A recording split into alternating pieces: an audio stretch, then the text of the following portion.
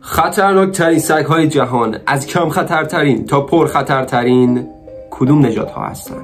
سلام، اسم من باربوده. خوش اومدید به چنل باربود زون. شروع میکنیم با رتبه دهم، سگ نژاد مالاموت آلاسکا. سگ مالاموت شباهت عجیبی به هاسکی سیبری داره، ولی همچنان بزرگتر، قویتر و وحشیتر از هاسکی هستش. وزن تقریبی 40 کیلو و قد حدود 65 سانت داره. طی این دوره 13 ساله سگ مالاموت تنها 4 انسان رو کشته است، اما به خاطر قدرت زیاد، فک قوی و میل به حمله توی فهرست خطرناکترین سگ دنیا قرار گرفته. رتبه نهم، دوبرمن پینچر. نام پینچر از یک کلمه آلمانی به معنی حمله و گاز گرفتن طعمه گرفته شده است.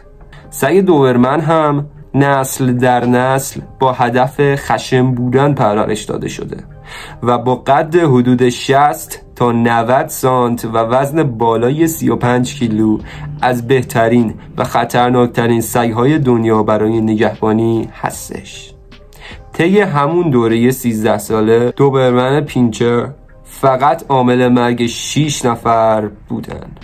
البته باعث زخمی شدن تعداد خیلی بیشتری از آدم ها شدن که این سگ میتونه خیلی راحت صدمات شدیدی به ما وارد کنه. رتبه هشتم، سگ باکسر. شاید قیافه باکسرها خنده‌دار باشه، ولی واقعا خیلی قوی هستن و از غریبه ها هم اصلا خوششون نمیاد. اگه یه نفر که باکسر به اون اعتماد نداشته باشه نزدیک صاحبش کاری انجام بده که به نظر سگ باکسر تهدید کننده بیاد، ممکنه برای دفاع از صاحبش به طرف حمله کنه. طبق آمار طی اون سالها باکسرها عامل مرگ 7 نفر بودن، اما عده زیادی رو به شدت گاز گرفتن. رتبه هفتم، لابرادور ریتریور. لابرادور ریتریور سگ شکاری هستش و برای کمک به انسانها پرورش داده شده. جثه نسبتاً بزرگ، وزن تا 35 کیلو یا بیشتر یا قدی حدود 60 سانتی متر داره. لابرادورها به عنوان سگ‌های خانواده دوست معروف هستند و به کار نگهبانی نمیخورن، چون در کل به آدم‌ها اعتماد دارن و اونها رو دوست دارن. پس چطوره که عامل 1.2% از حملات مرگبار سگ‌ها به انسان بودن؟ معمولا این اتفاق زمانی میفته که حیوان بخواد از قلمرو یا حتی غذای خودش دفاع کنه، یا زمانی که صاحب سگ بخواد او رو تربیت کنه ولی حیوان احساس خطر کنه و مجبور به حمله بشه. خلاصه اینکه لابرادورها خیلی حالت تهاجمی ندارن، ولی اگه موقعیتش پیش بیاد میتونن آدم‌ها رو بکشن. رتبه 6، سیبریان هاسکی. وزن هاسکی ها به بیش از 30 کیلو نمیرسه، اما نسبت به جثه‌شون قدرت زیادی دارن. غریزه شکار هم توی هاسکی ها بسیار قوی هستش و ممکنه به بیشتر حیواناتی که از خودشون کوچیکتر هستش، از جمله آدم ها، به چشم طعمه نگاه کنن.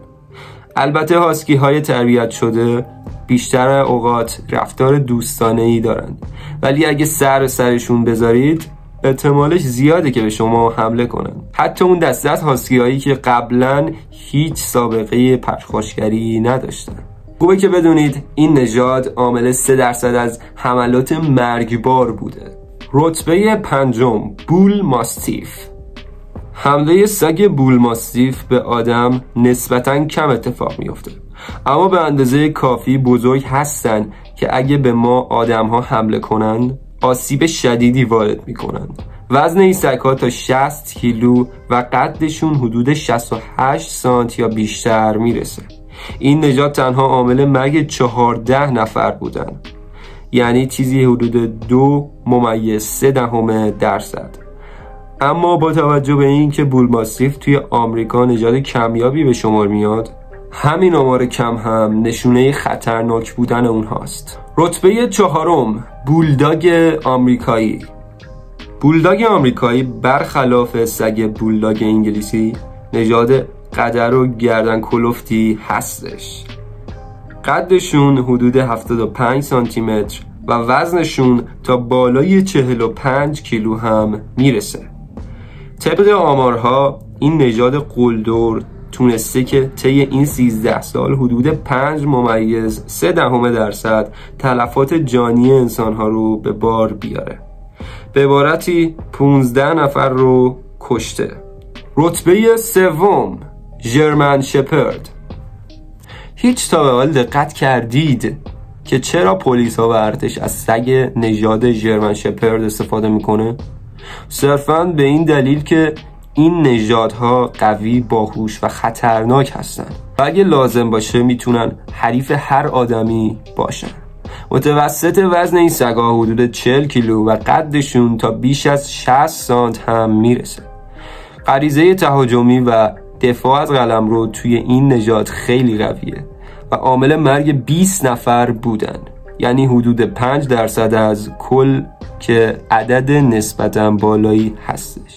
این عددهایی که من میگم یه سری آماری هستن که طی یه چند سال که همون 13 سالی که بهتون گفتم جمع آوری شدن که چند کشته از سگ‌ها داشتیم و از هر نژاد چند درصد بوده. اما خوبی ژرمن شپردها این هستش که به خوبی آموزش پذیر هستن و به خاطر هوش و ذکاوت بالاشون کاملا میتونن رفتارشون رو کنترل کنن.